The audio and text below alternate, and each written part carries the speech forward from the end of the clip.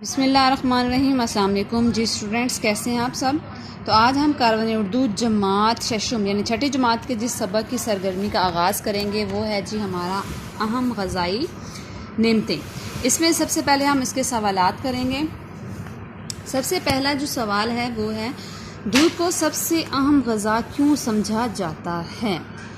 दूध को सबसे अहम ग़ज़ा इसलिए समझा जाता है क्योंकि ये सेहत बरकरार रखने और बीमारियों के इलाज के लिए मुनफरद मकाम रखता है और ये एक मुकम्मल ग़ज़ा है। आगे सवाल नंबर 2 है दूध के 3 फ़वाइद बयान कीजिए। दूध के 3 फ़वाइद क्या हैं। ये यादाश्त को तेज़ करता है, थकावट को दूर करता है, जिस्मानी ताकत बरकरार रखता है और उम्र को बढ़ाता है। आगे सवाल नंबर 3 है दही किस किस तरीके से इस्तेमाल किया जाता है। कोई से 4 तरीके। दही किस तरीके से इस्तेमाल किया। दही से हम लस्सी बनाते हैं, उससे मक्खन बनाते हैं और फिर उसी से हम उसका देसी घी इस्तेमाल करते हैं।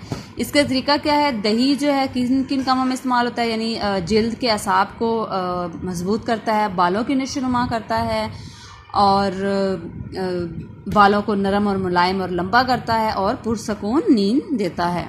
आगे सवाल नंबर 4 है जी शहद के अहम फ़वाइद तहरीर करिए। शहद जो है अल्लाह ताला की तरफ से हमारे लिए इंसानों के लिए एक शानदार तोहफ़ा है।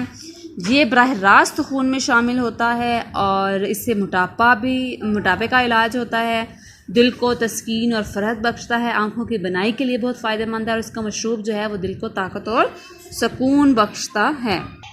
तो आगे हैं जी, अब आपने चंद अल्फाज इनको मिलाकर एक इबारत बनानी है। जैसे तंदुरुस्त रहने और ज़िंदगी की बका के लिए हमें ताकतवर ग़ज़ाओं का इस्तेमाल करना चाहिए जो अल्लाह ताला की नेमतों में से एक नेमत है। दूध जो इंसानी सेहत के लिए बहुत मुफीद है।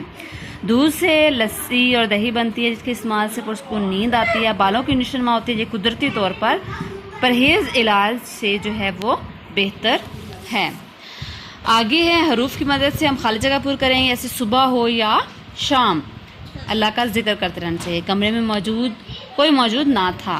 पहले तो मैं तो पहले ये बात कह चुका था। तुम मेहनत करोगे तो कामयाब होगे। जल्दी करो वरना देर हो जाएगी।